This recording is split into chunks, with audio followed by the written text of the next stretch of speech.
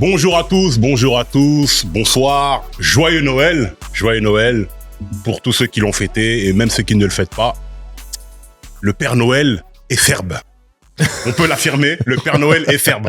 Donc bienvenue à tous, nouvelle émission de Temps Mort Show. Je suis toujours avec un panel incroyable. Ali n'est pas là, donc je la remplace aujourd'hui. Mais à ma droite, j'ai Gucci Mills, enfin Burberry Mills aujourd'hui. Et toi, comment ça va? Ça va très bien, toi. Ah, des voix suaves, des voix mais pourquoi pas? de Marcus dans les films de Black Love américains, tu vois. Ah, ça va. Belle petite semaine. Shout-out aussi au pays de la RDC. On est à la CAN en ce moment, donc période de CAN. On n'a pas perdu contre le Sénégal, tant mieux. Franchement, on a été indulgent avec vous. Ça aurait été très compliqué de venir ici avec une défaite contre le Sénégal. J'imagine même pas les débats avec Roga derrière. Interminable. Non, mais votre pays, là. Non, mais notre pays. On a fait match nul, tant mieux. On aurait pu gagner, mais bon. Voilà. On va faire la dernière émission de l'année, du coup. Dernière mission de l'année, on a un programme lourd, mais laissez-moi présenter l'homme qui nous avait fait défaut la fois dernière, même s'il nous a fait un petit coucou par téléphone. Le grand, seul, l'unique, le tsar. Col roulé, Écoute, je fais Angelo Tsagarakis. Tu sais que c'est une première tout court. Je n'ai jamais porté de col roulé de ma life. C'est la maturité, c'est ça. C'est là, surtout. Il tombe juste le petit shooting photo devant la cheminée avec le chien. Et ça, il était prêt pour une élection présidentielle. Il manque plus que le cigare. Flexta, j'adore ta casquette. Elle est édition très très très très limitée. Écoute, c'est le Père Noël serbe qui me l'a ramené. Celui qui délivre les cadeaux. Bien entendu, Flextakim the Dream, toujours aux manettes, même si Ali, la reine, nous honore toujours de ses qualités de présentatrice. Elle est à Courchevel, là, elle est en train de slider sur les pistes. Exactement, mais donc Flextakim the Dream, le seul et l'unique. J'ai remarqué aussi le petit, j'oublie comment on les appelle ça, les badges, c'est comme les pins, les trucs. On représente toujours un peu, voilà. On est signé sur. On va négocier. On va négocier. Ok, les gars. Programme un petit peu chargé aujourd'hui, là. On va parler de NBA Christmas Game. Vous connaissez ma théorie.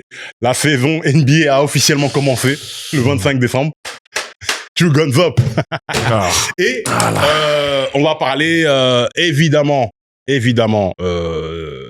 matchs. Et on va faire un petit bilan calmement. On se remémorant chaque instant. Parler d'histoires d'avant comme si on avait 50 ans. Petit bilan de 2025 sur l'année civile. Donc, non, mais surtout, Mills, t'es d'accord avec moi qu'on a un bonhomme ici, à chaque fois qu'on lui demande de se positionner un petit peu, il dit, moi, la saison commence pas avant le Christmas Game. Mais voilà. Donc maintenant, on va pouvoir commencer à poser des questions qui ont du sens à monsieur. C'est des gamins. Ils m'ont préparé un coup. Je dis simplement, il y en a un qui à chaque fois on lui pose la question. Aucun coup, mais. Il a dit Christmas Day. Mais franchement. La saison commence, donc elle a commencé pour toi là. Non mais les gars. Elle a commencé ou pas? Elle a commencé, officiellement. Okay. Non mais franchement, on s'est régalé. Vraiment oui. Peut-être qu'il y a peut-être quelques matchs qui t'ont laissé sur ta faim, mais il y a eu quand même. On a eu quelques sucreries quand même. Ouais. Non mais tu t'attendais à ce que tous les matchs du Christmas Day soient fantastiques? Non, il y a toujours le match où on ronfle un peu. Le troisième, généralement. Là, c'était Dallas Golden State. Je pense qu'on va. Mais on savait que l'affiche est plus. On va skip, mais c'était pas. Il y a eu 4 matchs vraiment intéressants, notamment le premier, le dernier. Mais il y a tellement de choses à dire, je pense. Je pense que tu as mis une bonne casquette aujourd'hui. Ah mais mon gars, ce n'est jamais un hasard. Si vous pensez que non, ce n'est pas un accident. Parce que généralement, les Christmas Games, on le sait, pour les gens qui connaissent vraiment l'histoire de ça, ça nous a déjà donné beaucoup de matchs de légende. Beaucoup de matchs de légende, on pourra en citer pas mal, il y en a beaucoup. Mais là, déjà, on va commencer par lequel, Flexa? Tu veux commencer par lequel?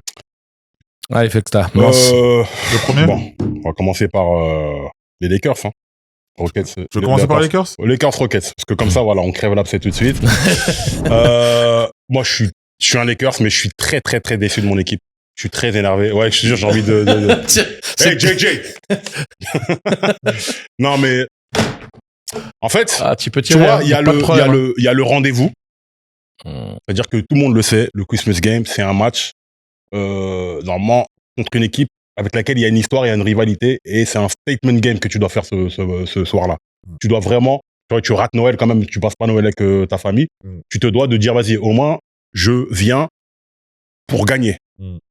Et j'ai trouvé les Lakers, encore une fois, d'une suffisance. Pas de défense.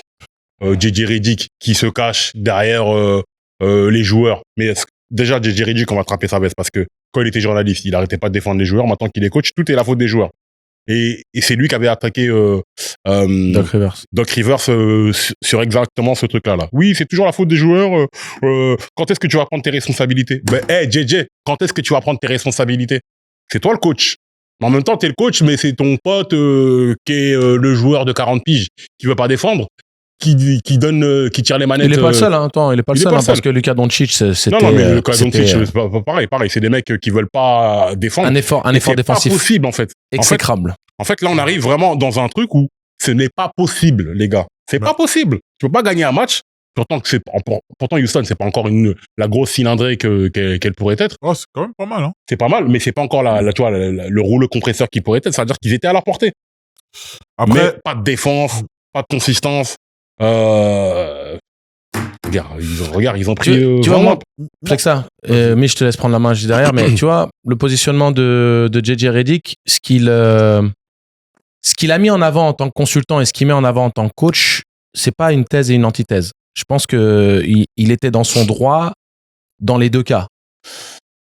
Le problème, c'est que c'est un peu la notion de l'arroseur arrosé. Tu sais, c'est très facile de pouvoir maintenant dire, ah bah voilà, tu te souviens quand toi tu étais en train de décrier les coachs qui prennent pas leurs responsabilités ou autres. C'est facile de se positionner dans cette idée-là. Moi, je pense pas que JJ Redick les reproches que tu puisses faire à JJ Redick sont pas les mêmes que ceux que tu pouvais faire à Doc Rivers. Bien sûr. JJ Redick, il parle de quoi? Du manque d'adaptation dans le coaching de Doc Rivers au moment où il fait son intervention. Il parle peut-être du manque de responsabilisation des mecs.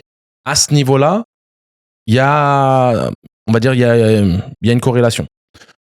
La première chose qu'il reproche à Doc Rivers, JJ Redick est un nouveau coach, tu peux pas lui reprocher manque d'adaptation et autres, parce que quand tu regardes la qualité du jeu proposé, notamment les adaptations offensives et la manière dont les Lakers se comportaient avant le retour de LeBron sur le terrain, personne ne disait rien. Au contraire, on disait belle surprise, les Lakers ça joue bien, même DeAndre Ayton était assez concerné, tu te disais bon, pourquoi pas. On savait qu'il allait y avoir des complications le moment où LeBron revenait dans l'effectif parce qu'il faut redistribuer un petit peu les possessions de balles et qui est le créateur du jeu. On sait que Luka Doncic, dès qu'il a plus la balle dans les mains, il ne sert plus à rien. C'est un truc de fou. Il sait pas jouer sans ballon. Mais ça, c'est connu. Après, Ayton, 36 minutes, 10 points, 2 rebonds. Oui, mais Ayton ne brillera qu'à la hauteur du playmaking pour le mettre en valeur. C'est-à-dire que si tu joues d'une telle manière à ce que il puisse rouler au cercle, attraper les ballons dans un périmètre proche du panier, voilà, il va te donner. Et vous vous souvenez, je vous avais dit, Ayton, il ne fait rien qu'il ne faisait pas auparavant. Pour moi, il n'y avait pas de métamorphose, que ce soit dans son comportement ou dans le jeu qu'il proposait. Il fait du Ayton, oui, donc il va vous faire du 18 points, 8 rebonds, mais pas de l'impact en fait. C'est juste du ramassage à droite à gauche de ce qu'on lui donne.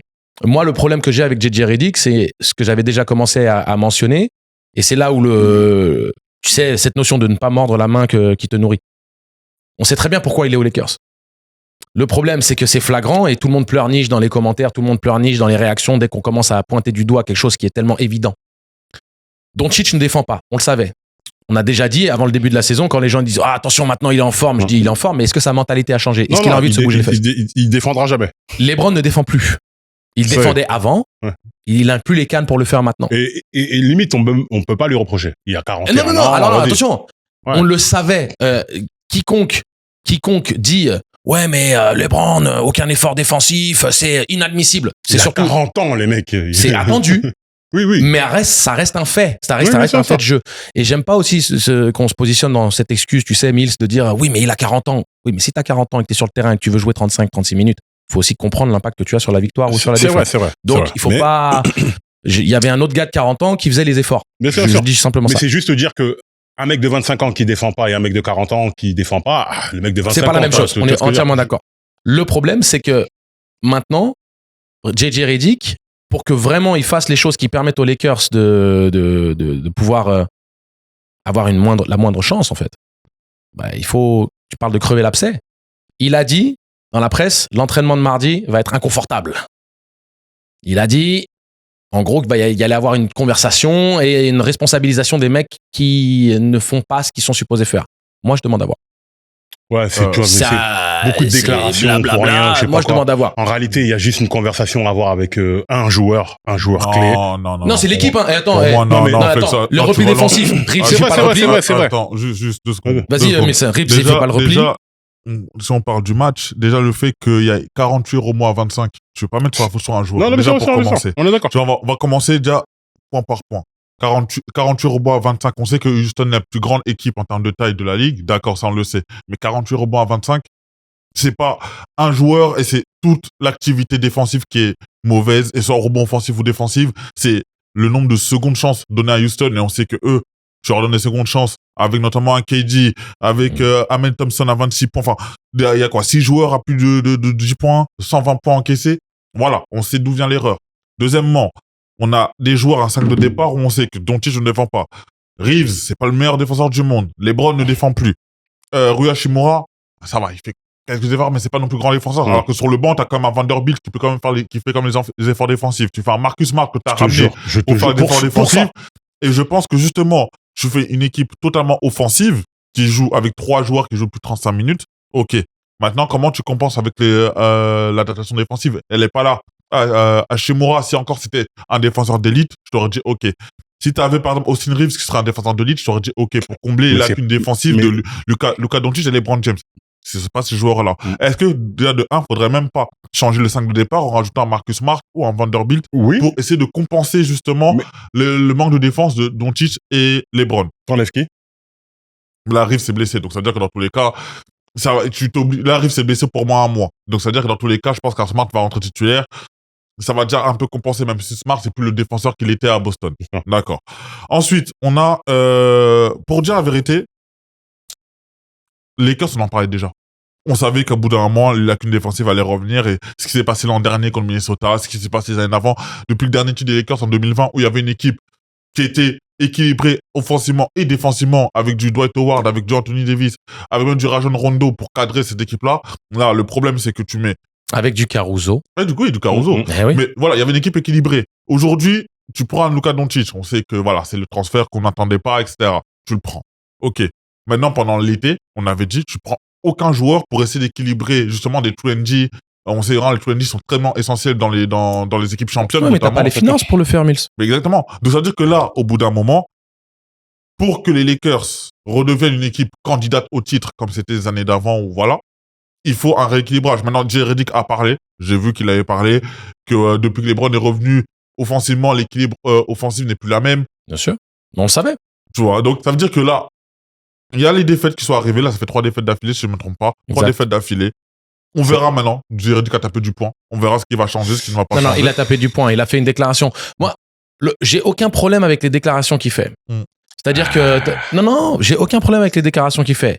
Si, et seulement si, il y a un changement visible, et ça sera évident, hein, dans peut-être le fait de bencher certaines personnes, le fait d'avoir des rotations plus serrées et de montrer que, parce que les Lakers avaient un succès avant le retour de LeBron sur le terrain, et je ne dis pas que c'est LeBron qui est entièrement responsable de la mauvaise dynamique actuelle, mais je dis qu'il en fait grandement partie. Pourquoi ? Il y a une redistribution des cartes offensives qui retire à Luka de sa superbe, parce qu'on sait que Luka a besoin d'être le maestro absolu de l'équipe. Quand LeBron revient, ça n'est jamais le cas, et on le sait très bien.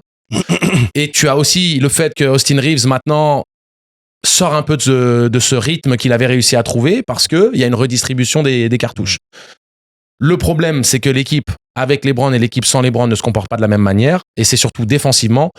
Le vrai problème, c'est que les mecs n'ont aucune volonté de faire les efforts. Aucune. On regarde des séquences de jeu au niveau des Rockets. Je vais même pas vous parler du repli défensif qui est au pâquerette.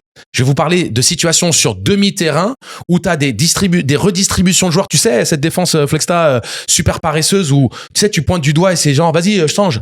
Vas-y, non mais change. Parce que toi, t'as pas envie de faire les 3 pas supplémentaires pour récupérer le mec. Donc ça veut dire que tu as des situations où Doncic, par exemple, défend très bien initialement. Tu vois, Mills, il est sur le ballon, il met le torse, il glisse, il bump, il empêche. Dès que la balle lâche les mains de son vis-à-vis, il se déconnecte. C'est plus son problème. C'est plus son problème. Il se déconnecte et il commence à flotter. Il se retrouve sous le panier.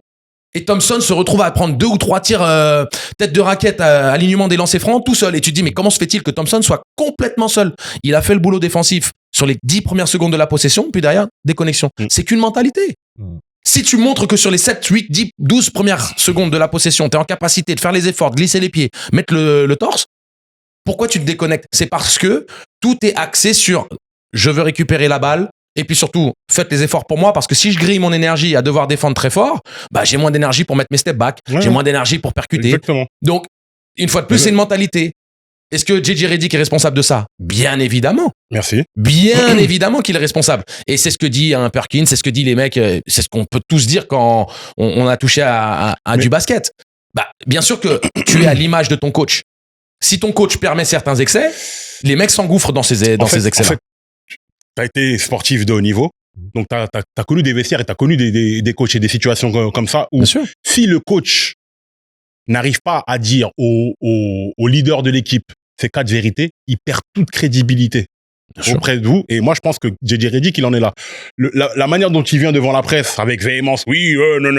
Parce que c'est un mec intelligent. Il fallait dire la même chose devant LeBron. Et dans le vestiaire, je suis sûr qu'à l'entraînement ou truc, il y a eu des situations où les mecs se sont dit, mais attends, lui, il nous gueule dessus pour ça, alors qu'il y a 2-3 mecs dans l'équipe qui sont exempts de toute défense et on leur dit rien. Je veux même pas... Tous ceux qui nous regardent là, tous ceux qui jouent au basket, combien de fois on a le coach pendant un match? Il y a le leader de l'équipe ou le mec qui met le plus de points ou celui qui joue le plus de minutes, qui fait des erreurs, qui perd des ballons. Le coach, il est pas là à se retourner sur le banc en train de dire « Bon les gars, c'est pas possible de perdre des ballons comme ça !» Ou quand un mec se fait trouer défensivement, « On a dit on donne pas le milieu, on a dit que... » Et c'est là où nous, on réagit comment? On dit « Mais pourquoi tu nous le dis à nous? Nous, on est sur le banc là. Dis-le à lui. » C'est à lui qu'il faut que tu parles. C'est à lui qu'il faut que tu fasses la remarque. Mais bon, c'est... Je sais, mais les Lakers, offensivement, peuvent rivaliser avec n'importe qui. Mais le moment où défensivement, tu peux plus. C'est ça qui m'énerve. Donc, JJ Redick, les déclarations, c'est bien là. Maintenant, on va voir ce qu'on va voir. Vous voulez passer à quel match après? On va passer aux Knicks. On va finir par les Nuggets au KC à la fin. Ok. Knicks, shout out à Ali. Parce que pendant le match. Le chat, il était live pendant le Christmas Day. Pourtant, on avait prévenu. On a dit que les Knicks allaient revenir. Et là, ça a été un gros hold-up. Un gros hold-up des Cavaliers. Voilà. Je prends un Ferrero pour l'ambassadeur. Pour Ali. Voilà. De toute façon, on en avait parlé la semaine dernière, des problèmes des carences de Cleveland. On avait vu déjà que moi, je veux dire cash, déjà la relation entre Garland et Mitchell, qui était excellente l'an dernier, mais sur le terrain, n'est plus ce qu'elle était, donc déjà, c'est un problème. Peut-être qu'ils étaient sur la même Charlie. La théorie de Fexta. Voilà. Moi, les gars, vous ne m'enlèverez pas de l'esprit que ça, là, les femmes dans le sport, ça a un impact. En tout cas, on a Jarrett Allen qui est plus aussi dominant que l'an dernier. On savait qu'il y avait un binôme aussi à l'intérieur, Jarrett Allen et Evan Mobley, qui était fortement intéressant en termes de polyvalence, même de taille. Ça gênait beaucoup la défense. Là, on le voit, Christmas Game, mais après le match contre Houston, catastrophique, où même le coach a dit clairement que les titulaires ont été horribles, une des pires prestations de la saison, que c'est même le banc qui avait aidé à ce que l'équipe joue mieux. Il y a un manque de motivation chez Cleveland. Tu peux pas laisser passer un match national, à la télé nationale, etc., faire une prestation pareille. Là où les Knicks, faut leur donner aussi du crédit aussi, pour être remonté pour faire une remontée pareille, mais ils ont pas été si étincelants que ça, les Knicks, en soi. C'est plus Cleveland qui a lâché le match. C'est plus Cleveland qui c'est Brunson qui est énorme. Les tirs, il y a des tirs quand il égalise à 111, 108, qui met son 3 points. Là, c'est un exploit individuel. Exactement. Il y a eu que des situations comme ça. Et shout-out aussi à Clarkson, parce que Clarkson, à un moment, c'est lui qui remet les Knicks dans le match. Alors qu'à un moment, les Knicks étaient un peu on va pas dire mort, mais c'était un peu endormi. Ils ont très très mal commencé le match. Ouais, mais regarde, justement, parle-nous du début de match, s'il te plaît, Mills. Qu'est-ce que toi tu remarques dans le début de match? Comment est-ce que les Cavs créent cet avantage conséquent là, à plus 20? T'as déjà un Donovan Mitchell qui démarre assez fort. La réussite est là, et même ils sont assez agressifs. Ils rentrent dans le match avec une envie justement de directement punir les Knicks. Oui, mais il y avait 2 images. T'avais l'image que proposaient les Cavs et l'image que proposaient les Knicks. Il y avait pas un truc flagrant qui sautait à vos yeux? T'as les Knicks qui ont commencé avec isolation à tout va. C'était que de l'isolation. Brunson qui fait 4 sur 11 en prenant que des tirs, en ayant dribblé 20 fois sur la possession, pas de renversement de balle, pas de jeu collectif. Je sais même pas si on a vu une action collective des Knicks dans le premier quart-temps où il y a eu plus de 3 passes. De l'autre côté, t'avais des Cavs qui couraient, qui lâchaient la gonfle devant, des fixations, passes, extra passes. T'as eu beaucoup de situations où tu retrouves des tirs ouverts avec 4 à 5, 6 passes qui ont lieu sur la même attaque. Voilà un peu la raison du pourquoi Cleveland a réussi à créer cet avantage. Ce qui s'est passé, c'est qu'il manque de discipline.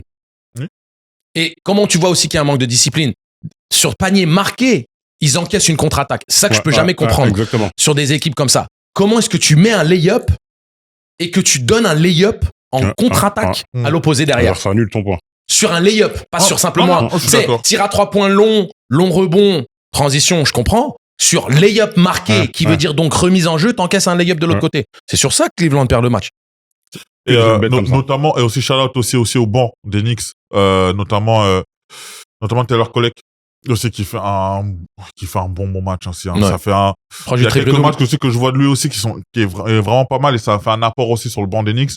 Et je pense que justement avec, on sait qu'on a beaucoup parlé des joueurs des Knicks qui jouaient pas mal, qui jouaient beaucoup en termes de temps de jeu. Là, avec un banc qui peut aussi apporter, ça rend les Knicks déjà beaucoup plus dangereux.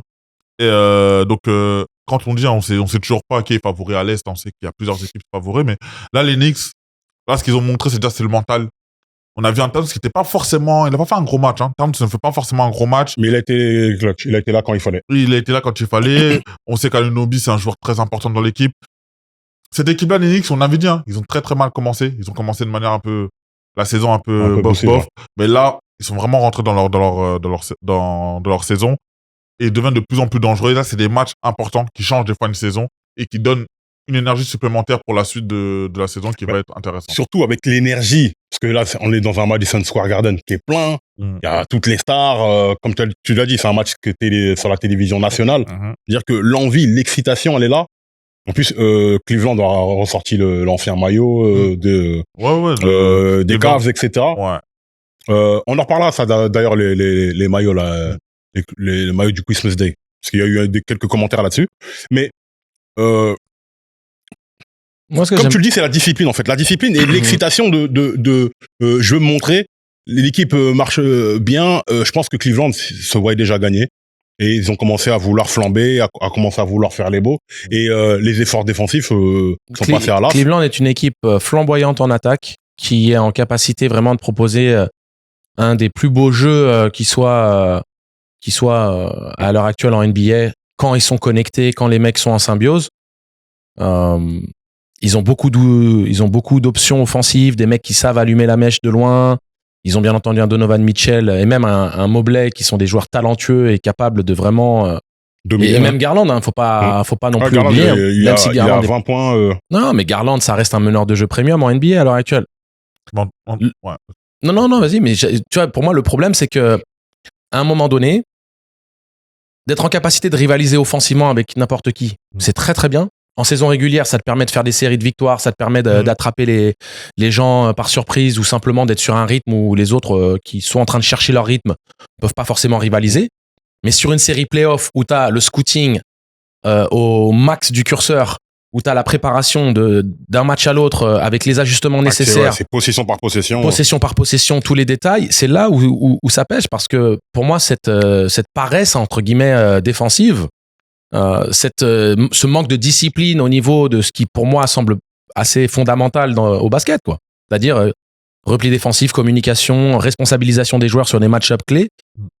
C'est ce qui manque à l'heure actuelle parce que Cleveland, c'est pas une équipe qui a eu des grosses pertes dans son effectif où on peut dire mais vous comprenez, c'est difficile de pallier à ça. Non, c'est ça, ce sont les mêmes mecs qui ont eu une superbe saison l'année dernière et qui derrière ça s'est fini en queue de boudin en play-off et puis maintenant ils recommencent l'année en se disant on va faire la même chose. Non, ce qui est dur, ce n'est pas de faire une saison d'éclat. Par exemple pour OKC, le plus dur c'est maintenant. Le plus dur c'est vous venez de gagner le titre de champion, tout le monde va vous mettre la cible dans le dos. Est-ce que vous êtes en capacité de reproduire la même chose et voire même d'élever le niveau? Et c'est pour Cleveland la même chose. Dans l'Est, qui s'est un petit peu densifié quand même, un petit peu plus par rapport à l'année dernière, moins de grosses forces, mais Miami est une équipe meilleure que l'année dernière, surtout avec l'arrivée de Powell. Orlando est une équipe meilleure, Toronto est une équipe meilleure. Donc, c'est globalement plus costaud. T'as peut-être pas un ogre ou une équipe comme Indiana qui finit en boulet de canon et qui roule sur la compétition en toute fin de saison. Mais c'est en toute fin de saison.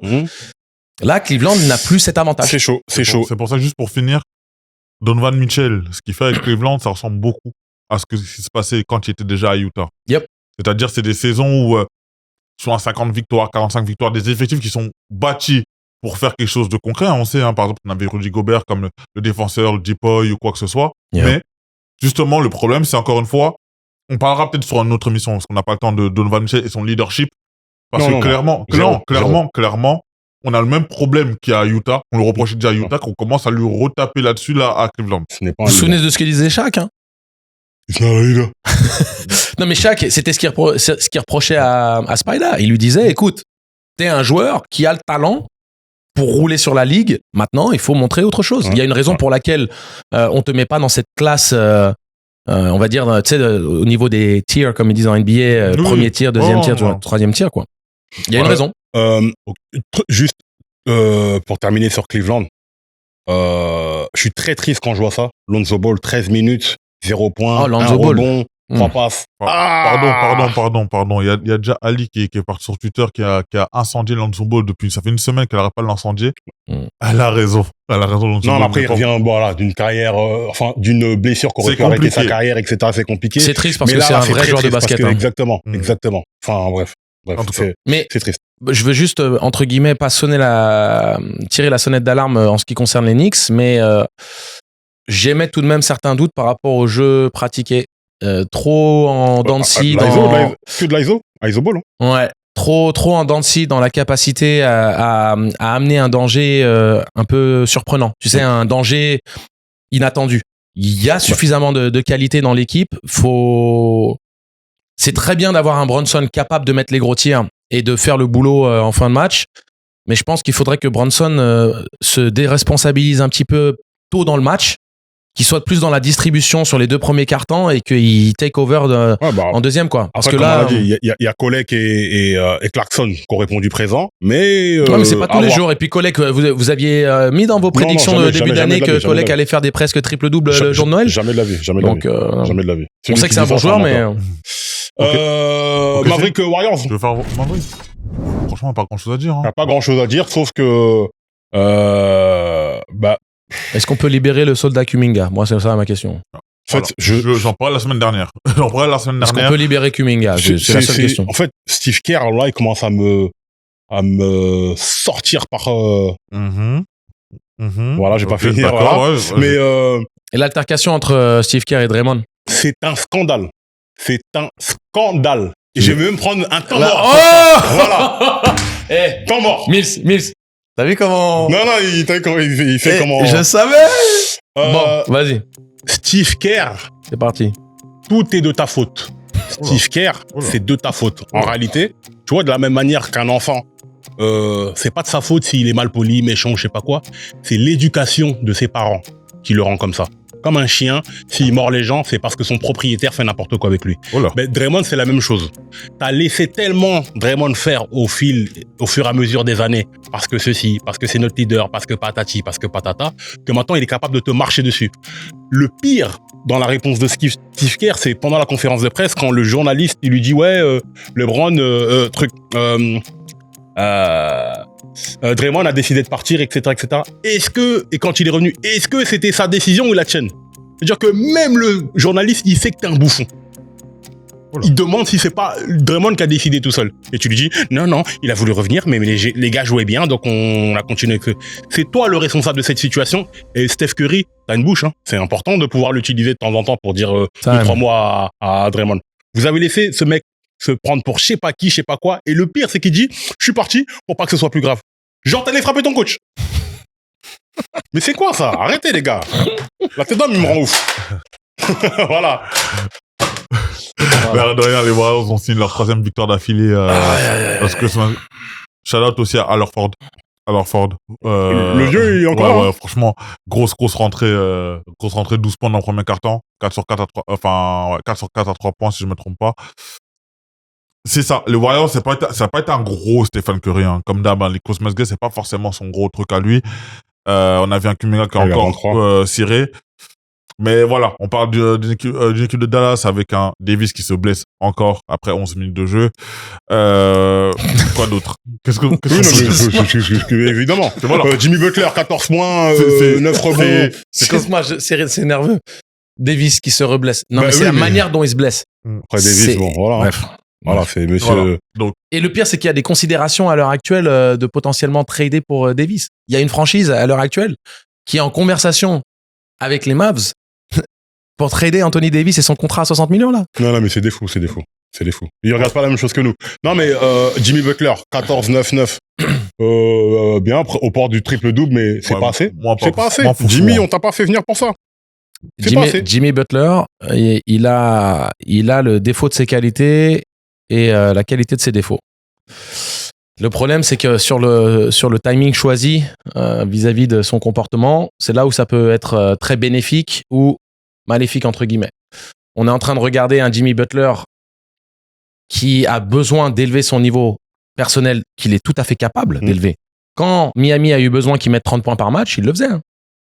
Et c'est ça le problème, c'est qu'à un moment donné, où est cette compréhension de la situation où on est en panade offensive, on a besoin de soutien. Il y a Kuminga qui, pour l'instant, est dans la niche du chien. Ça tourne de manière un peu médiocre. On a vu le début de saison, le début de collaboration quand il a débarqué du côté de Golden State. C'était très vertueux. C'était du Jimmy dans le texte, tel qu'on le connaît, capable de vous faire le triple-double, capable de vous allumer 25 points sans prendre un tir à 3 points. Et il a perdu un petit peu de son agressivité là. Fini, et après, je sais pas si c'est fini, mais le problème, c'est qu'avec Jimmy Butler, on sait jamais quand est-ce qu'il va appuyer sur le bouton. Exactement. C'est le roi de la suffisance en saison régulière. Donc... Et c'est ça le problème. Voilà. Ouais, voilà. Est-ce qu'on peut juste dire qu'il y a quand même quelque chose de positif dans ce marasme texan du côté de Dallas? Cooper Flag, qui vraiment, de match en match, on est en train de voir des choses qui laissent présager d'un futur quand même très, très excitant du côté de Dallas, parce que c'est un mec qui montre qu'il est capable de monter la balle, qu'il est capable de créer balle en main, que ce soit sur de l'isolation ou même peut-être pour les autres. Un joueur intelligent. Techniquement, il n'y a pas... Abouti. Il est encore perfectible à certains égards, mais tu sens le potentiel du gars. Tu sens quand même que... Il va y avoir le jeu en fade-away, le post-up, il peut s'arrêter en dribble mi-distance. Donc, il a des longs bras, etc. Voilà, il est athlétique, pas du tout peureux d'aller au charbon, de finir au cercle, d'aller tomar sur les gens. Donc, au moins, le fait que justement Kyrie soit pas là et que Doncic soit parti et donc qu'il atterrisse à Dallas, ou même Anthony Davis et donc manque à l'appel, on va dire, par rapport à ses responsabilités et ce qui est attendu de lui, déjà parce qu'il est la moitié du temps blessé, au moins, on sait à qui est cette équipe. Ouais, c'est clair. Et il prend les responsabilités dès à présent. Ça a accéléré le processus de responsabilisation de Cooper. Et pour le coup, quand Kyrie Irving revient, Dallas sera une équipe très très correcte. Ouais, c'est clair. Klay Thompson, t'as pas honte? T'as pas honte devant ta meuf comme ça? En plus, elle est sortie. Laissez Dallas, pardon. Non, mais enfin, moi j'ai vu ça, j'ai dit mais Klay quand même. Flexta, le moment où il a quitté Golden State, il y a un truc qui s'est brisé, c'est tout. Et le problème, c'est que c'est la blessure. Non mais totalement, mais la blessure, il y a le kilométrage qui fait qu'à un moment donné, le corps aussi. Tu sais, c'est un truc. Ça peut parler aux gens ou ça peut ne pas parler aux gens, mais moi, je vais te partager quelque chose de très simple. Quand tu parles, par exemple, d'un shooter, et tu parles de ce qui rend un shooter exceptionnel ou ce qui met un shooter dans le doute et dans une période de vraiment complication, qui n'arrive pas à trouver son rythme, la distance, les petits ajustements, combien de tirs tu peux regarder. Soit ça devient catastrophique et c'est que des briques, des airballs et tu fais mais qu'est-ce qui s'est passé? Soit c'est plein de tirs qui font gamelle. Tu sais, ces petits tirs qui sont un peu courts, qui ressortent et qui te font sombrer encore plus. Ouais. Parce que c'est les tirs où les ajustements sont même pas énormes à faire. Un tir qui fait gamelle, c'est quoi? C'est un tout petit peu plus de puissance, un petit peu plus de levée, peut-être le fouetté qui était un peu défaillant. Pour Klay, il arrive dans une situation où, au-delà de sa compréhension et de son expérience, qui est historique, on parle d'un des 3-4 meilleurs shooters de l'histoire du basket. C'est clair. Il est dans cette situation extrêmement frustrante où son corps ne répond pas à l'appel. C'est-à-dire que il s'entraîne dur, il se prépare, il sait quoi faire. Et même lui, il le dit, hein, il va dire, mais moi, je sais ce qui est requis pour pouvoir être prêt pour une saison de 82 matchs et jouer au plus haut niveau. Mais je pense que malgré tout, même s'il sait quoi faire, son corps a plus la même fraîcheur et les blessures s'accumulent et les blessures ont un coût. Après, je sais pas, c'est pas mental aussi. Et le mental, bien entendu, parce que il y a quelque chose qui s'est brisé. Je te l'ai dit, hein. Mentalement, il y a quelque chose qui s'est brisé. Il essaie de recréer, entre guillemets, cette bulle de confiance, même d'arrogance qui faisait que Clay était Clay, mais il n'arrive plus à la mettre en action. Après, lui aussi, hein, il s'est abrité comme Draymond. Il s'est abrité sous le parapluie Stephen Curry. Ce parapluie très confortable qui permet d'être en confiance et de bien jouer. Je pense pas que tu puisses mettre Draymond et Clay dans le même sac. Pour moi, à un degré différent, mais le même parapluie. On en parlera une autre fois parce que Clay serait Clay, peu importe où il jouerait. Peut-être pas forcément à la même échelle, mais c'est un mec qui était, c'est un gars, tu le mets dans n'importe quelle équipe NBA, dans son prime, hein. Il est à plus de 20 points par match, peu importe où il joue. Oui, bien sûr. Tu vois, et il est à plus de 40% à 3 points, peu importe où il joue. Bon, on va finir avec ce match. Donc, victoire des Warriors, 126-116. Vous voulez passer à Spurs ou à Denver? Ok, si, on finit par Denver. Ok. C'est Miz qui décide aujourd'hui. C'est lui le mot pas haut. Spurs, OKC. Well. Jingle bells, jingle all the way. Alors, qui est-ce qui s'est fait taper 3 fois par la même équipe? Le record, tout ça là. Alors, attends, le record pour l'instant, vous pouvez encore appuyer sur pause dessus, hein. C'est pas comme s'il était perdu, hein. C'est fini. Ça y est. Ok. Les gars, vous savez quoi? Ouais. Tu vois dans Superman là. Je sens le Thomas dans Joe qui va arriver. Non, je sais, mais tu vois dans Superman ou même dans 300. Léonidas, il cherche pas à tuer Xerxes.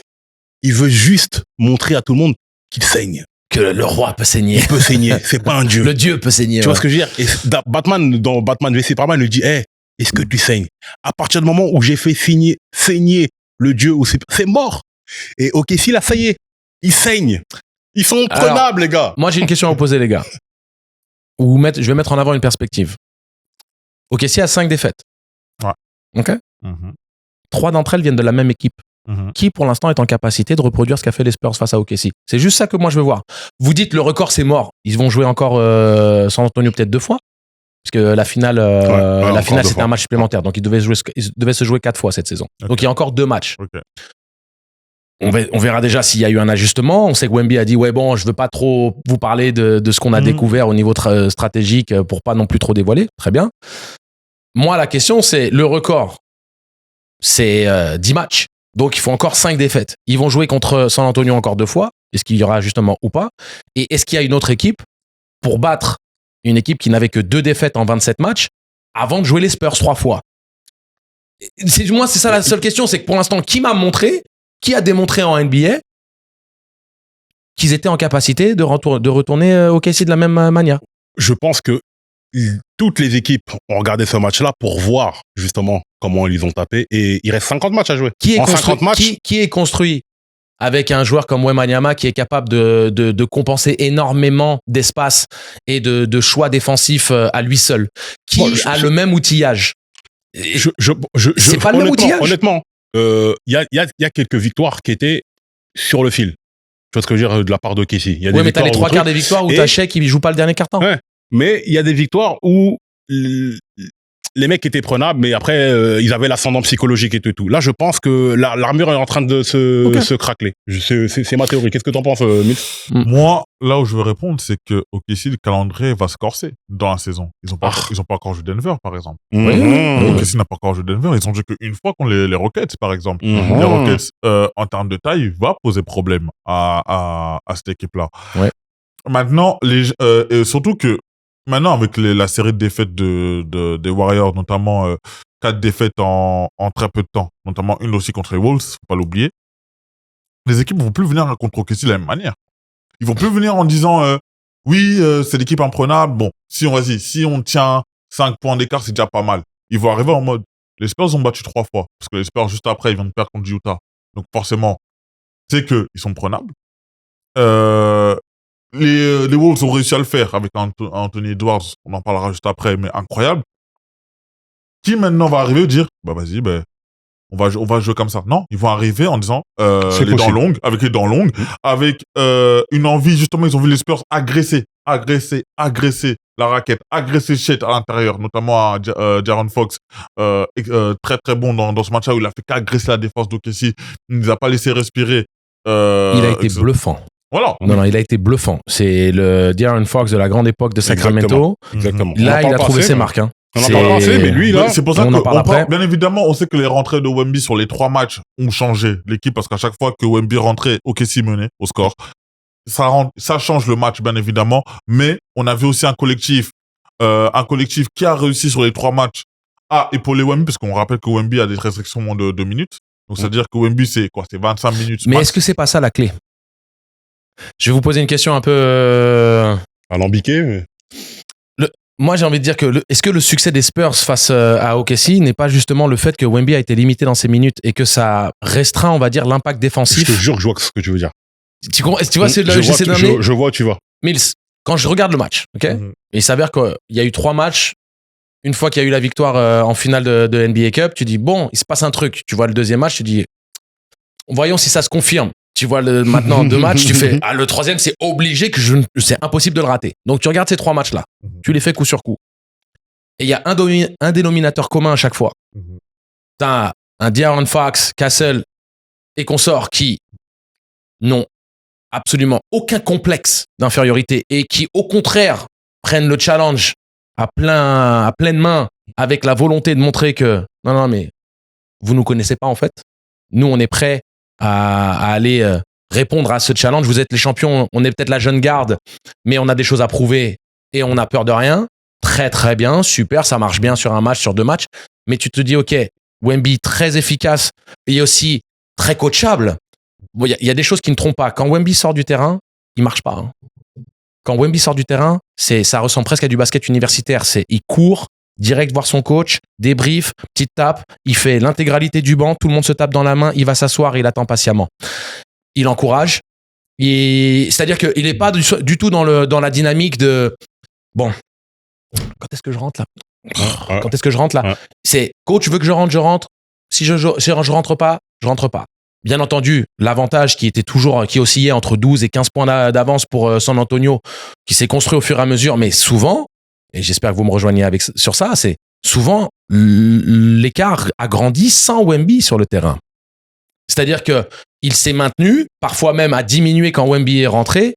Je ne vous dis pas que les Spurs sont meilleurs sans Wembanyama. Ok, on sait très bien qu'on ne remplace pas Wembanyama. Mais ils sont très bons sans lui. Ils ont gagné sans Wemby. Ils sont devenus très bons sans lui. Exactement. Ils ont réussi à trouver une sorte d'alchimie. Et Wemby, intelligemment, se réintègre à ça parce qu'on sait très bien qu'il polarise aussi le jeu. Hein. Tu veux trouver Wemby. Il est défendu en plus par un joueur plus petit. Mais ils sont patients, ils travaillent. Tu vois Wemby qui fait quoi? Qui enchaîne généralement avec écran porteur, et au lieu de rouler, il va faire un écran à l'opposé pour libérer un joueur et ensuite se proposer en option. Ou alors d'attraper le ballon sur du poste haut, la défense très agressive d'OKC qui devrait poser problème. Il fait 2m20 et il a une qualité de shoot de salopard et en plus il est capable de poser un dribble monté sur n'importe qui. Il subit énormément de sévices physiques où il ne bronche pas une seule seconde. On a vu aussi le coup de salope de Dort. Je le dis très clairement, de coups de salope de Dort qui est allé de manière totalement incontrôlée, mais contrôlée, gratuite dans les jambes de Wemby. On sait. Et maintenant, on commence à avoir beaucoup trop de clips et on sait comment même quand il sort sa jambe volontairement. C'est un joueur très sale. Mais celle-ci là, quand j'ai vu Wemby par terre, j'ai même pas compris pourquoi il s'est retrouvé par terre à un moment donné. Il était sur un box-out, il y avait un mec devant lui. Et tu vois Dort qui fait 3 mètres pour aller faire une sorte on sait ce qu'ils veulent faire. De plaquage là. Mais donc, il subit énormément de choses. Il se plaint jamais. Il est dans une compétitivité à tout va. Mais est-ce que c'est pas ça aussi la clé face à OKC? Parce que si tu permets à OKC d'avoir un Wembanyama plus longtemps sur le terrain avec des séquences plus longues sur la durée d'un match de 48 minutes, est-ce que ça peut pas desservir les Spurs à un moment donné qui ont une certaine alchimie, trouver un certain rythme? Je ne pose qu'une question qui m'interpelle parce que pour l'instant, les 3 victoires se sont dessinées avec le même profil. Un Wembanyama limité au niveau des minutes et une équipe des Spurs impactant pour le coup dès qu'il rentre. Impactant, c'est-à-dire très propre dans les choix, très décisif et très très efficace. Est-ce que tu peux toujours avoir la même efficacité en ayant si peu de répétitions? C'est pas évident, hein. Ce qu'il fait, c'est exceptionnel. On se rend pas compte, hein. d'être en capacité de dire, OK, je joue 3 minutes là, 4 minutes là, je ressors pendant 7 minutes. Je reviens 5 minutes, je ressors pendant 6 minutes. C'est le 19, chaud, 11 et froid, 2 chaud, froid. En 26 minutes. Hein. C'est C'est incroyable. hyper compliqué pour un joueur de faire chaud, froid, chaud, froid, chaud, froid et de garder le même niveau de productivité. Ouais. C'est ça qui me bluffe. Mais donc, la question, c'est, est-ce que Wemby est en capacité de reproduire ça? Est-ce que c'est pas aussi ça la clé face à OKC? D'avoir juste des petits coups de jus, là, tu vois, où on te donne du Wemby par 5-6 minutes et puis on le ressort et puis toi, défensivement, tu peux pas forcément t'adapter? C'est la question que je me pose. J'ai envie de voir et j'ai aussi envie de voir qui d'autres que les Spurs vont pouvoir produire le même type de jeu. T'as une théorie, toi? Pour moi, à part Denver, pour l'instant, je vois pas trop parce que soit Minnesota pose problème à OKC. On l'a vu le dernier match de Minnesota. À l'Est, je vois pas vraiment. Surtout que là, en plus, OKC, l'air de rien, ils ont perdu leur premier match à domicile. Hein. Les deux autres matchs étaient à l'extérieur. C'est pas chez OKC. C'était à domicile. Donc, ça reste à voir. En tout cas, c'est un OKC, ça fait longtemps qu'on les avait pas vus comme ça. Tête baissée, remise en question, où SG dit clairement, on se pas battre 3 fois par une équipe sans qu'il soit meilleur que nous. Il a admis que les Spurs étaient meilleurs que lui. Pardon. Ils admettent aussi que, les carences, qu'OKC commence à avoir des carences. Et je pense que c'est normal en tant que, tu sais, quand tu vas faire un back-to-back, t'es un peu l'équipe à abattre, t'es un peu l'équipe à truc. Donc, ça va être un challenge pour OKC. Maintenant, la question que je pose, c'est, j'ai 2 questions à poser. Vas-y. Est-ce que déjà de une, ces défaites-là vont rendre OKC soit plus vulnérable ou au contraire plus fort, exactement. Et de 2, ça va faire une transition. Est-ce que Wembanyama, avec les 3 défaites qu'il vient de donner à OKC, vient pas un petit peu redonner le titre au Serbe qui est parti faire un match légendaire là-bas? Bien sûr. Attends, j'arrive. Juste pour donner, je vais lever mon chapeau quand même à De'Aaron Fox. Parce que, oui, voilà. Je lève mon chapeau à De'Aaron Fox parce que faut pas oublier que le mec, c'est un All-Star quand même. Tu vois, c'est pas n'importe qui, c'est pas n'importe quoi. Oui. Il vient, il tient la dragée haute, il met 29 points. Non, mais c'est comment il les met aussi. Non, mais c'est exceptionnel. C'est-à-dire que c'était sale. Là, on se rend compte que ils ont un vrai 1-2 punch, même 1-2-3 punch, qui peut être très très intéressant pour la suite. Non, mais la moitié de ces points, c'est de la première intention. Je vais en transition. Tu ne peux pas m'arrêter petit. Step back. Petit mid-range. Parce qu'en réalité, ils n'ont pas son niveau. C'est un All-Star, le mec. Non, ils n'ont pas son niveau. En pleine santé, c'est. Non, mais c'est surtout face à qui il le fait. On parle d'une des meilleures équipes défensives. Ouais, de peut-être la meilleure défense. Après, la raison du pourquoi, c'est il y a beaucoup de choses illégales qui sont autorisées, d'accord. Mais les Spurs acceptent ça. C'est ça qui m'a impressionné. Par contre, les Spurs ne se transforment pas du jour au lendemain comme meilleure équipe de la ligue. Ils perdent contre les Jazz juste derrière. Donc il y a un relâchement et une fois de plus, il y a des match-up, les amis. Hein. Comprenez bien au basket, il y a des match-up. Ça peut fonctionner avec toi, mais pas avec lui. Exactement. Et même dans une série playoff, tu peux regarder le number 1 seed. Donc, tu as 8 équipes qui sont qualifiées en playoff. Bon, après la fin des play-in, bien entendu. Hein. Mais une fois que le tableau final des 8 équipes est établi, tu peux regarder la meilleure équipe à l'ouest. Peut-être que sur 6 match-up, elle roule sur la compétition et c'est direction les finales. Mais si, par malheur, tu tombes face à cette équipe, cette 7e équipe-là, tu dis... Elle est relou. C'est pas le match-up qui nous convient. On ne matche pas bien avec cette équipe-là, ça peut devenir compliqué. Et les coachs pensent comme ça. Hein. Exactement. Des fois, tu vois des mecs perdre certains matchs en fin de saison et tout. C'est des match-up. Ils veulent pas tomber sur une équipe de relou. Par exemple, tu vois Denver et Houston, ça match très bien. Parce que t'as Adams et Şengün qui peuvent aller face à Valanciunas et Jokic. Viande pour viande, kilo pour kilo. Bon, bah, on est matché. Tu vois ce que je veux dire? Mais une équipe comme OKC, comment est-ce que tu matches avec la puissance de ces équipes-là? Et c'est là où tu dis, au niveau des match-up, ce qui est intéressant du côté de San Antonio, c'est que ça match bien avec à peu près tout le monde. Parce que Wemby, défensivement, match avec tout le monde. Mais Cornet, très honnête, hein, qui a pris du temps de jeu et des responsabilités de manière très honnête. Donc, franchement, ça, c'est intriguant. Et le vieux Harrison Barnes aussi, qui joue bien son rôle. Ouais. Le rôle de vieux qui est là, qui est là pour encadrer les jeunes et tout. Il montre l'exemple et tout. Franchement, j'aime beaucoup son rôle. J'aime beaucoup sa reconversion du côté. Il a trouvé sa team. Franchement, il a trouvé sa team. On passe. Au plat que Mills s'attendait. Exactement. Au plat de résistance de ce récap des NBA Christmas Game. Les gars, on est sur du Christmas Game all time. Sur du Christmas Game Oui, All Time. oui. On est d'accord là-dessus. C'est pas numéro 1. Non, c'est pas numéro 1, mais Parce que ça le fait partie numéro des 1, trucs. c'est, je pense, intouchable pendant un bon moment. Mais on est sur du Christmas Game All Time. Entre deux équipes en forme, notamment Minnesota qui était en forme après là. Bon, il vient d'enchaîner 2 défaites d'affilée, mais Anthony Edwards, lui, il va falloir qu'on rediscute à son dossier parce que ce qu'il a fait, c'est incroyable. Mais le Serbe, je veux pas dire son prénom, son nom de famille. Baba Yaga. Non, je veux pas évoquer son nom. Le croque-mitaine. 56 points, 16 rebonds, 15 passes, 15 sur 21 au tir, 4 sur 6 à 3 points.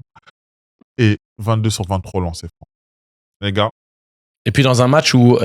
vous avez remarqué, est-ce que vous êtes d'accord avec nous, mais les arbitres commencent à laisser beaucoup plus jouer. Hein. C'est-à-dire que défensivement, on laisse les choses se durcir un peu. Ça fait plaisir. Oui. Ça joue. Tout au basket devient plus intéressant. D'ailleurs, depuis que OKC se fait siffler de manière normale... Je suis curieux. Bah alors, qu'est-ce qui se passe? Décidément, vous n'avez pas lâché OKC, vous. Hein. Non, mais en fait... Non, mais... Quand même, on voulait que le basket reprenne un peu ses droits, si tu veux. Ça ne fait que confirmer ce qu'on dit depuis le début. En tout cas, moi, ce que je dis depuis le début, le MVP de cette FN League, c'est Nikola Jokic. Point barre. Faut arrêter. Regardez la ligne de stats. Et au-delà de ça, l'impact. À 56, 16 et 15. C'est l'impact, c'est comment dire, c'est le duel avec Anthony Edwards qui a été lui. Anthony Edwards qui était juste énorme dans le Money Time. C'est lui qui va emmener l'équipe en prolongation. Hein. On a Denver qui va en prolongation. Il est encore, c'est d'année en année, Jokic, il est injouable. C'est des performances qu'on n'a jamais vues. On va commencer aussi à parler de Jokic en termes de classement all-time des pivots. Mais non, oui. Hein, parce qu'il y a des places qui commencent à prendre, même si, parce qu'on aime bien dire, oui, mais comme il a un titre, est-ce que ça vaut plus? Non. Ce qu'il a rendu faire là, c'est du jamais vu. Il y a que ça, c'est les stades de Will Chamberlain, ça. Ça, c'est les stades, il y a que Wilt qui faisait ça. Hein. Et, tu vois. Non, c'est vrai, ça.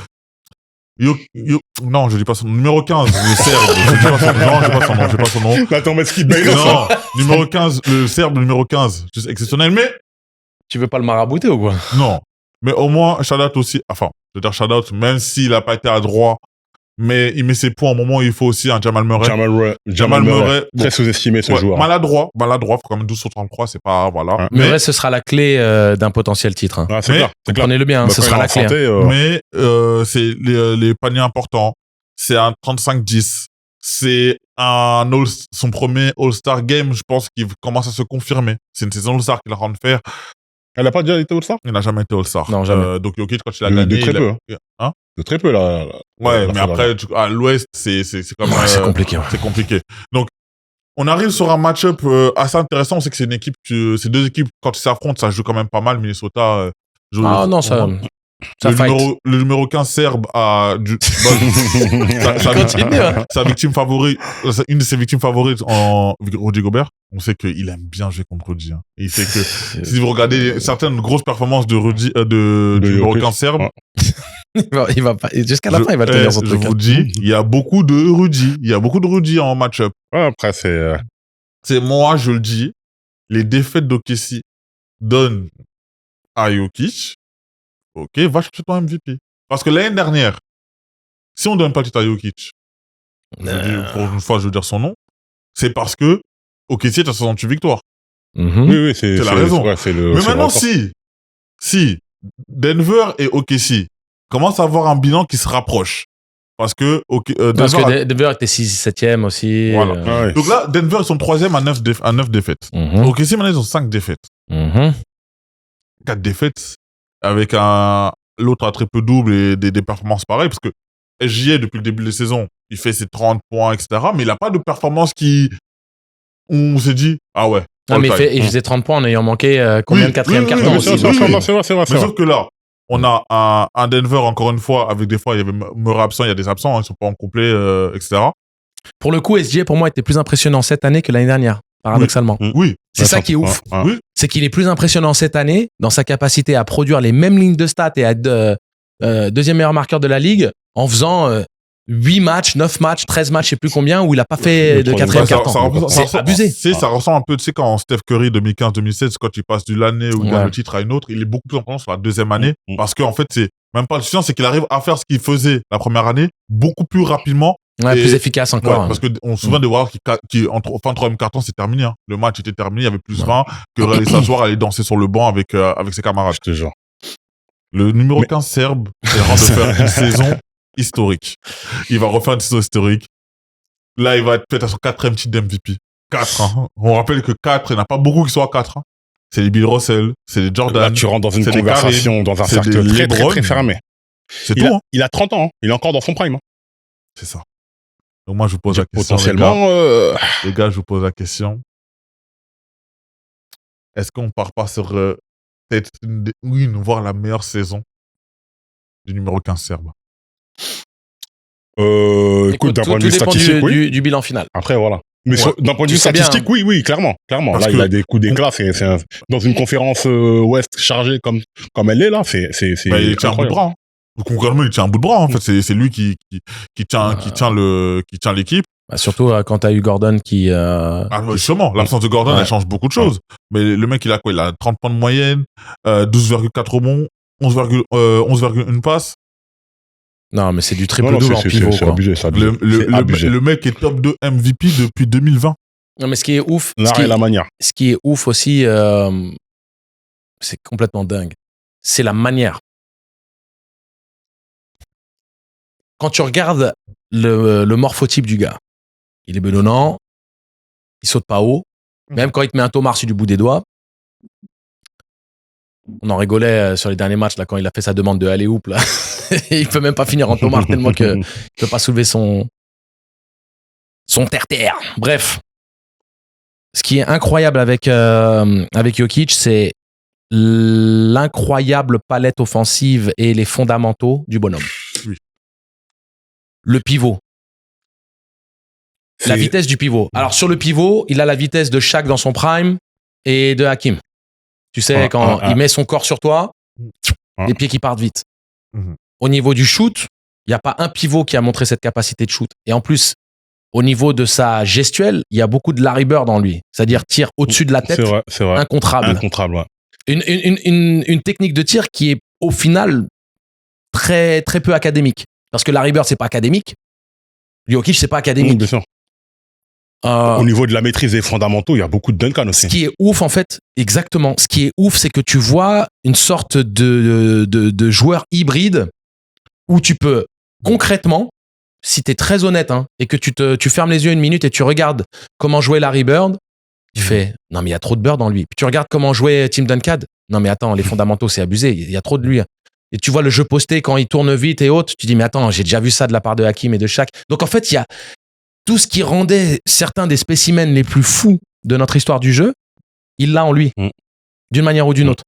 Et dans sa vista, dans sa lecture du jeu, il y a du Arvidas Sabonis. C'est les passes au-dessus de la tête, les passes dans le dos. C'est un truc de ouf. La tour de contrôle. La tour de contrôle, la capacité à remonter le terrain. Je veux dire, c'est...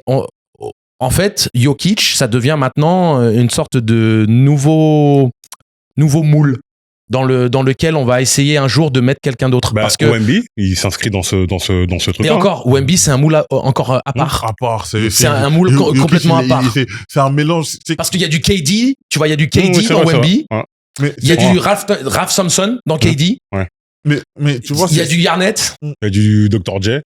Il y a des trucs de ouf. Mais tu vois, comme tu dis, sur Jokic, pour en finir là, c'est un mélange de Wilt. C'est un mélange d'Hakim un peu dans les moves, un mélange de Shaq, un mélange de, tu sais, c'est un mélange de, tu sais, des pivots all-time, un mélange tout ça, et avec une palette, tout ça, un côté très européen, bien évidemment, parce qu'on sait très bien le QI basket de Jokic. Non, mais c'est incroyable. Encore une fois, et chaque année, je vous dis la vérité, jusqu'à que le numéro 15 serbe décide d'arrêter, chaque année, on aura une discussion par rapport à qu'est-ce qu'il a rendu faire. Je vais aller plus loin, Mills. Jokic est un des rares joueurs où l'arbitrage n'est pas honnête avec lui. Ouais, lui et Steph. Steph aussi. Ouais. C'est-à-dire que quand tu regardes Steph, le traitement qu'il a eu contre Houston la saison passée, les ceinturages à gogo, les coups gratuits et autres qui n'étaient pas sifflés. Alors tu dis oui, playoff basketball. Ouais, playoff basketball, mais restons un minimum vigilant, comme dirait notre ami Edgar. Mais moi, ce que je vois avec Jokic, c'est qu'il est systématiquement lacéré au niveau des bras. Et que tu regardes le duel qui se joue par exemple avec Şengün. Tu vois, les bumps, les duels de bonhomme, là, où ça va mettre des coups d'épaule et ça va aller au charbon. Et quand tu essaies de transposer un petit peu le jeu de Jokic et tu te dis, mais est-ce que ça se traduit, peu importe l'ère de jeu? On sait que Jordan, ça se traduit, peu importe l'ère de jeu. Wilt, ça se traduit, peu importe l'ère de jeu. Shaq, pareil. Parce que tu le mets aujourd'hui, Shaq en NBA, c'est 50 points par match, presque, j'ai envie de te dire. Bon, après, les lancers francs, c'est autre chose. Parce que c'est inarrêtable. C'est-à-dire que oui, vous mettez des 3 points, mais est-ce que vous pouvez arrêter le bonhomme sous le cercle? Non, vous pouvez pas. Vous êtes obligé de faire prise à 4. Donc, et encore, ça suffit pas. Demande aux Nets. Mais tu vois que Jokic, il a aucun problème avec cette notion du charbon. Non, il a accepté. Aucun problème. C'est des coups d'épaule, je sais mettre. Et j'ai presque envie de vous dire, le plus vous le chicotez, le plus vous l'énervez. Ouais, exactement. Et le plus il est à même encore d'aller plus fort. Ça le rend encore plus effrayant. Tu sais, si on devait faire une analogie avec un dessin animé, ce serait un Majin Buu. Insaisissable. Il va partout, etc. T'essaies de lui mettre un coup, il absorbe le coup, il rigole. Même morphologie. Même morphologie un peu pâteau, etc. Mais c'est intéressant, tu vois, ce match-up, il est intéressant avec Anthony Edwards parce que c'est vraiment une opposition de style. Vraiment, là, Anthony Edwards, on a le slasher ultime, le mec ultra athlétique, etc. Un leadership différent aussi. Un leadership différent, beaucoup dans la blague, beaucoup dans le truc, je sais pas. Moi, Edwards, il me dérange un petit peu. Autant c'est un joueur énorme, mais je le sens pas. Je sais pas, il y a un truc qui me dérange chez lui. Flexta, Edwards, c'est un chien comme on les aime. Ouais, je te promets qu'il a tout ce que toi tu kiffes. C'est simplement que il y a cette nouvelle génération. Il parle trop. Je sais que c'est ça qui te dérange. Non, mais c'est comme ça, il est arrivé comme ça. Oui, mais regarde, tous les joueurs que t'aimes pas. Garnett t'aime pas. Il parle trop. Edwards t'aime pas. Il parle trop. Mais, dans l'absolu, il y a énormément de l'héritage des Jordan, des Kobe, dans ce qu'il est en capacité athlétique et technique de produire en tant que deuxième arrière. Il y a beaucoup de choses qui sont pas achetées. Tu sais parler, là. Moi, en soi, c'est pas le fait de parler qui me dérange. C'est que faut assumer. Il faut avoir fait, ça se gagne le droit de parler. Edwards ne prétend pas être le meilleur de la ligue. Tu vois ce que je veux dire?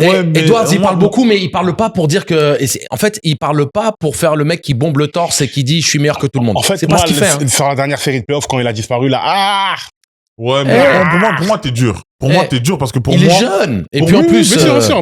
Pour moi, déjà, là où je dois respecter Edwards, c'est que dans tous les cas, rien n'empêche de parler. Ça, faut respecter. C'est pas quelqu'un qui attend justement de gagner pour commencer à parler. Moi, je trouve que justement, quand tu parles avant de faire et qu'après tu continues à parler, pour moi, ça a plus de respect.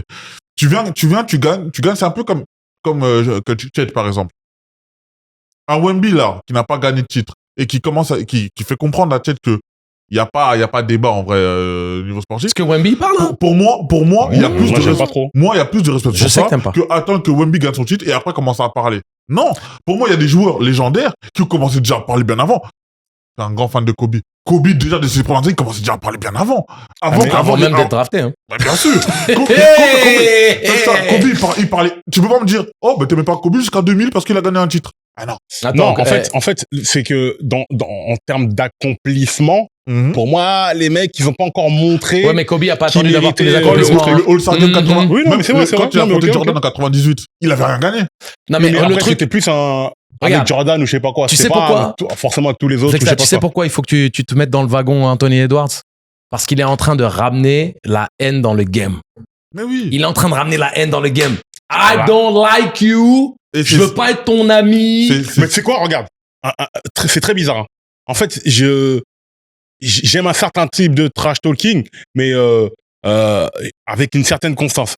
Bizarrement, vous allez me prendre pour un ouf. Vous allez penser peut-être que c'est très paradoxal ce que je suis en train de dire.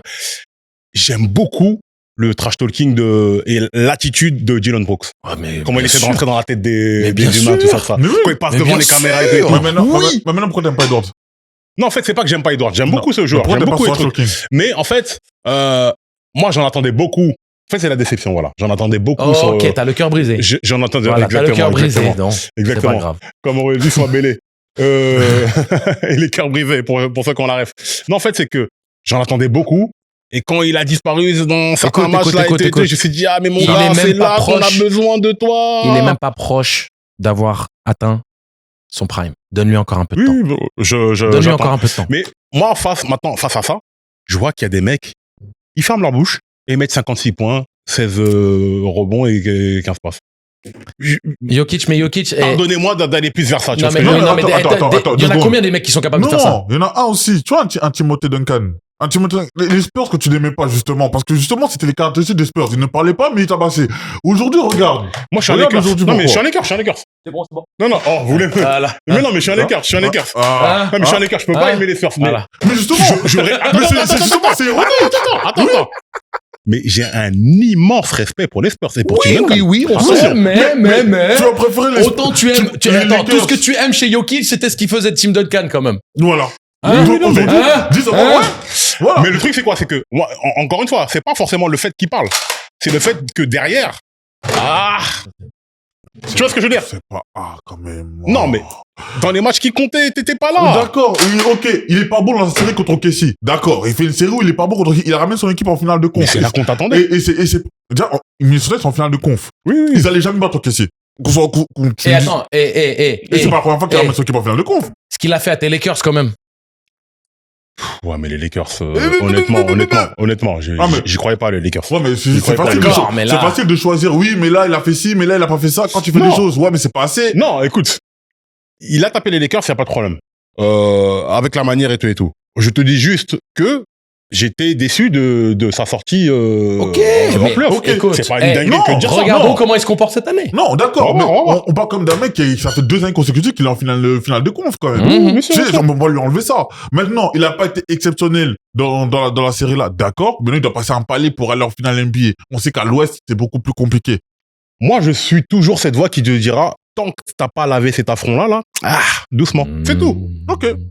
Tu vois ce que je veux dire? En vérité, on est d'accord sur le fait qu'il est énorme. Il y a pas de problème. Ok. On finit sur ça? On finit sur ça. Très rapidement, si vous voulez, vos meilleurs moments de l'année 2015. Écoute, moi, je veux juste faire un petit shout-out à Maxime Reynaud qui continue à vraiment gagner sa place du côté de Sacramento. Et j'apprécie beaucoup la connexion avec Russell Westbrook. Victoire des Kings, d'ailleurs, hier soir. Reynaud qui tourne à 10 points et 5 rebonds par match en NBA.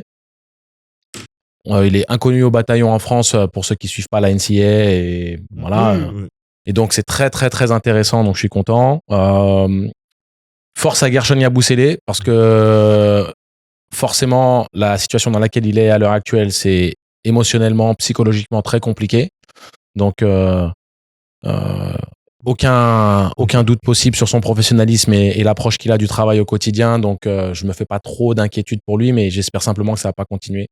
Faut pas que ça dure parce que peu importe quelle est ta force morale, ta force psychologique, le plus longtemps tu restes dans ce genre de dynamique, le plus dur c'est d'en sortir. Et on en a besoin en équipe de France. On a besoin d'un Gershon Yabusele qui met des tomards sur tout le monde et qui joue avec une confiance absolue. Et puis moi, j'ai surtout envie de dire que je souhaite une bonne santé à tout le monde. Ok. Déjà, bonne santé à tous les joueurs parce que on sait que les blessures,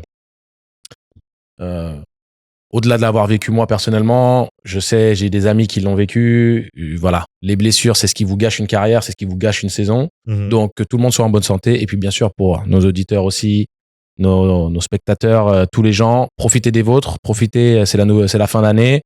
C'est la petite minute du tsar là où je veux simplement partager mes vœux avec vous parce que dans l'absolu, on se chicote dans les commentaires et autres, mais on est tous fans de basket et surtout on est tous humains, on a tous des gens qu'on aime et on a tous des gens à qui on tient tendrement. Et donc je vous souhaite à tous tout le meilleur, la santé et la réussite, qu'elle soit professionnelle ou personnelle. Ça c'est important parce qu'il faut pas oublier que on aime bien se tirer dessus fictivement. Ou même par écrit dans les commentaires ou autres, mais voilà, on est tous dans le même bateau. Et puis merci pour cette belle année. Merci pour cette belle année 2025. On a passé des stades aussi, on a passé des paliers. On a plus de 1500 abonnés sur YouTube et ça c'est grâce à vous. C'est grâce justement à cet engouement qui se crée, grâce à cette interaction qui commence à se multiplier. Donc, merci beaucoup. Continuez, s'il vous plaît, à partager parce que c'est comme ça qu'on peut grandir. Donc, merci à tous ceux qui sont abonnés parce que 1500, c'est quand même un palier pour moi significatif. Surtout que ça fait moins d'1 an qu'on existe. Donc, merci. Merci à mes collaborateurs de luxe Comme je vous ai dit, j'étais triste quand j'étais pas avec vous la semaine dernière. Donc voilà, content d'être sur le plateau avec vous de nouveau. Et puis, c'est tout, les gars. Un cœur sur vous, que de l'amour en ce qui me concerne. 2026, beaucoup de projets pour tout le monde. On espère pour Temps Mort encore plus d'évolution positive et voilà, une croissance continue. Mais avant que tu finisses, on a quand même une année quand même basket qui était quand même intéressante. Je pense. Intéressante. Parce que j'ai des moments. J'ai quand même préparé quand même un minimum. Le moment le plus marquant de l'année, je pense qu'on peut être tous d'accord dessus, c'est le transfert de Luka Doncic. Exactement, je l'avais. On pouvait pas s'attendre là-dessus. Le 2 février. Ouais, je peux pas passer là-dessus. Je pense qu'on a parlé, on a fait des épisodes là-dessus. C'est l'un des moments all-time en termes de trade. Je pense que voilà, même en termes du sport, déjà, moi, ça faisait des comparaisons même intersport. Donc voilà, je pense que c'est le moment le plus marquant, en tout cas, de cette année-là.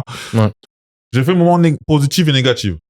Alors, j'ai pas pris que l'NBA, je suis allé un peu plus loin. Alors, dans le moment positif, j'ai quand même la rédemption de Détroit. Voilà, la rédemption de Détroit et les playoffs d'Indiana.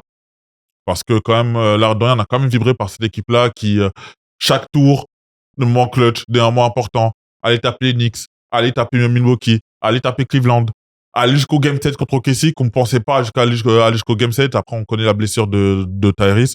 Donc, déjà, un shout-out à Indiana, même si c'est un peu plus compliqué aujourd'hui, mais les playoffs qu'ils ont fait, en tout cas, ça ressemble pas mal aussi aux playoffs. Les Knicks se reconnaîtront en 99, où les Knicks tapent tout le monde pour aller en finale, mais malheureusement, perdent contre les Spurs. La saison Paris Basket. Je voulais quand même en parler quand même. C'est le premier titre remporté. On a quand même vibré sur pas mal de choses sur Paris Basket. C'est quand même une bonne saison en Euroleague. Non, plus qu'une bonne saison. Non, c'est une très bonne saison en Euroleague. C'est ça que je veux dire. Mais une grosse saison. Voilà, on a vu. Surtout quand tu vois ce qui se passe cette année, tu vois. Ça fait du bien de voir une équipe, la capitale française, du coup, dominée. Ça donne un plus gros rayonnement. Un plus grand rayonnement dans le basket français. On en a grandement besoin. Donc c'est Nadir Riffi, c'est Tchécher, c'est toute cette belle équipe en tout cas qu'on a aimé voir, on en a pas mal discuté. Hein, on a vibré. On a vibré. On continue aussi par le parcours de Monaco en Euroleague. C'est comme la finale. Ça perd pas de beaucoup, mais on peut pas. Faut donner les fleurs aussi à Monaco. Hein. C'est une très très belle saison qu'ils ont fait. Donc c'est finale de l'Euroleague, finale du championnat.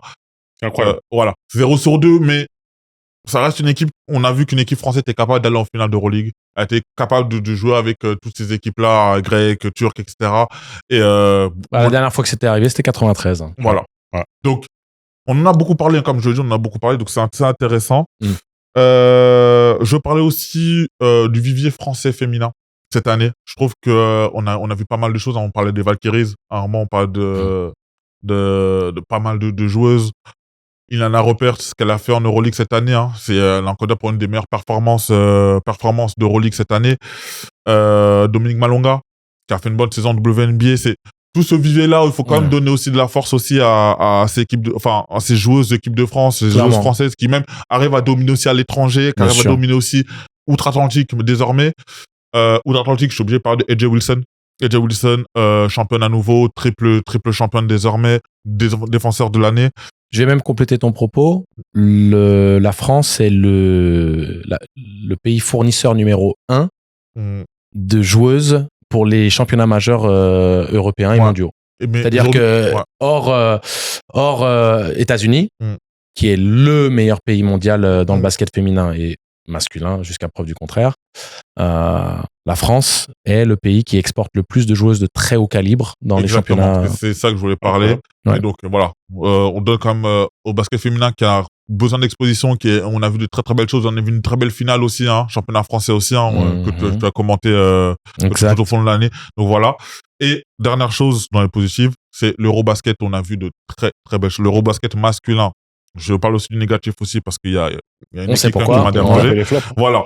Je donne quand même des fleurs parce qu'on a vu quand même quand la saison NBA a repris, on a vu Markkanen, on a vu des Sengun. Avdia. Voilà. On a vu tous ces joueurs-là qui ont dominé l'Eurobasket. Même Yanis. Voilà. C'est des Doncic. Tout le monde. On a vu une très belle compétition. Très belle finale entre la Turquie et l'Allemagne. Donc voilà. C'est l'Eurobasket, je vais en parler et c'est très très positif. Même les joueurs, on voit qu'il y a un niveau qui est passé au-dessus. On voit qu'il y a un niveau de compétition qui est meilleur. Et ça, c'est agréable à voir. Maintenant, le point négatif. L'Eurobasket. Tu me donnes faim, salopard. J'en parlais. L'Eurobasket de l'équipe de France, que ce soit masculine et féminine. Pourquoi j'en parle? Parce que même si c'est pas l'équipe A de l'équipe de France, je trouve que le vivier de l'équipe de France masculine est assez grande pour pas perdre contre la Géorgie en 8e de finale. Et féminine. Féminine, je vais en parler après. Parce que c'est deux cas. Mais le vivier est tout aussi dense. Donc ça fait que ça perd contre la Géorgie en 8e de finale. Enfin, c'est 8e de finale. Un match décevant. On attendait plus, surtout que on sait que les deux équipes, l'équipe de France, ont fait les finales de JO. Elles ont fait les demi-finales, les filles ont fait les demi-finales, mais... Faillite collective au niveau de l'adresse, l'inutilisation de Nadir Rifi dans un match qui aurait pu peut-être... on avait besoin d'un joker offensif, on avait besoin de quelqu'un qui allume la mèche. Il y a plein de choses, c'est clair, c'est pour ça décevantes là-dessus. Ouais. C'est pour ça que justement, pas qu'on tape sur les doigts de l'équipe de France, mais on attendait à mieux par le talent et le niveau des joueurs. Non, mais d'être déçu, mais d'être déçu, c'est aussi le cœur de fan. Oui, mais c'est pas le fait de taper sur les gens. C'est le fait de dire, voilà ce qui moi je regrette, tu vois, les regrets, la déception. Exactement. Et je pense qu'on court derrière cette Eurobasket depuis un petit moment, en 2013 pour les garçons et 2009 pour les filles. Ouais. Et je pense qu'il est temps aujourd'hui d'avoir ce nouveau trophée international qu'on attend aussi, que ce soit le championnat du monde ou que ce soit l'Eurobasket. Je t'en parlais tout à l'heure, les blessures. Ouais. Les blessures, on sait pendant les playoffs, il y en avait pas mal. On parle de Giannis, on parle de Jason Tatum, on parle de Tyrese Haliburton, on parle de Damian Lillard. On parle, en plus, c'est des cadres, c'est comme des cadres qu'on a vu qui ont gâché un peu. On parle aussi de Steph Curry, Steph Curry qui, la série a totalement changé à son absence. On vivait des playoffs quand même agréables à voir, quand même, je trouve. Ça faisait un petit moment qu'on n'avait pas vécu des playoffs aussi agréables. Malheureusement, ça a joué quand même dans le côté où on se dira toujours dans Game 7, Tyrese Haliburton, s'il se blesse pas, est-ce qu'Indiana prend le titre? What if? Surtout avec ce début de match qui était rend fer. Ouais. Est-ce qu'ils battent Milwaukee avec un Giannis présent? Est-ce que Minnesota va en finale de conf avec un Steph Curry présent? Il y a toutes ces choses-là, on pourra dire un what if. Et malheureusement, c'est le côté négatif. On a vécu une très belle saison 2025 en termes de basket, riche. Comme tu l'as dit sur ton morceau, depuis mars, on a essayé de parler de pas mal de championnats différents. On a évoqué l'Euroleague, on a évoqué le championnat français, on a évoqué la NBA.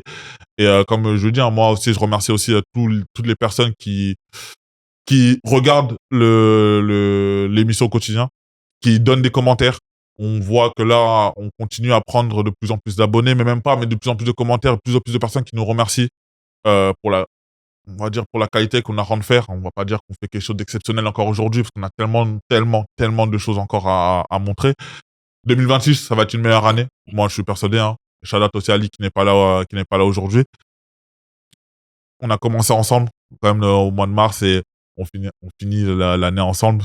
On va dire, c'est comme une transition. T'es ému ou bien? Non, pas ému. Mais c'est quand même.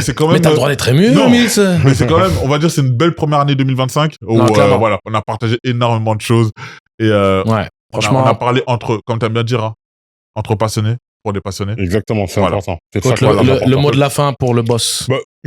Très rapidement. Donc, les meilleurs moments de l'année civile 2025. Pour moi, donc, en 1, effectivement, le trade de Doncic. En plus, il va aux Lakers, donc moi, voilà, j'étais content. En 2, la domination de... Regardez. Ouais. En 2, la domination sur l'année 2025 de Nikola Jokic. C'est de la folie furieuse. C'est-à-dire que s'il n'était pas européen, vous connaissez ma théorie, il aurait déjà 6 MVP, etc. Et on en ferait des tonnes. Il y aurait des mixtapes et des reportages tous les jours sur lui. Mais bon, vas-y, bref. En 3, je mets les playoffs de Tyrese Haliburton. Parce que, mine de rien, on le voit maintenant qu'il n'est pas là. Underrated what? Tu vois ce que je veux dire? Voilà. Charlotte à son daron. En 4, le développement du shoot à 3 points de André Drummond. et franchement, ça m'amène à une autre bonne nouvelle. C'est que Ben Simmons, il a plus aucune excuse, en fait. En plus, c'est magnifique. Il est parti faire de la pêche. Il fait de la pêche. Donc, merci. Ben Simmons est devenu un pêcheur. Donc, bonne pêche, mon ami. Reviens plus. On n'a plus besoin de toi. C'est cool. Merci beaucoup. Non, mais attends, même à la pêche, regarde.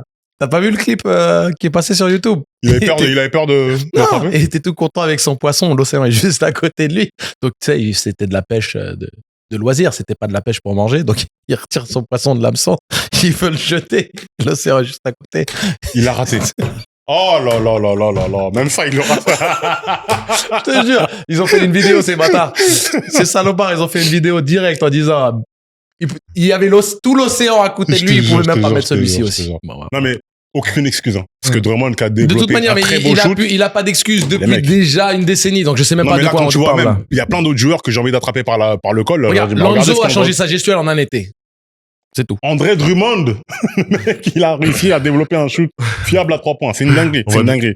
Et enfin, pour terminer, bah, c'est l'arrivée de Ali dans le temps mort chaud. Oh, on l'a déjà dit. Mais voilà. Bien vu. Merci à tous. Prenez soin de vous. Évidemment, on aime le basket. On montez dans le train parce que, enfin, non, c'est pas un train, c'est une fusée. Quand ça va décoller très très vite et très très haut. Comme une roquette. De Houston. On n'est pas à Houston.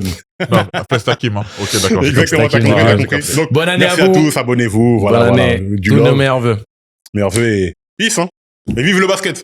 Vive le basket, nous. Bon, allez. Bon, allez. Merci. Merci les gars. Bon, je suis en retard, bande de bâtards.